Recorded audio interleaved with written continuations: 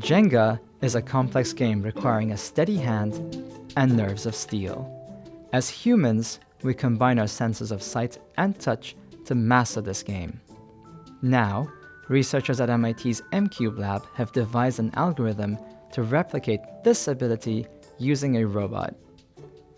Unlike typical machine learning methods that rely on huge data sets to decide their next best action, this robot learns and uses a hierarchical model that enables gentle and accurate extraction of pieces.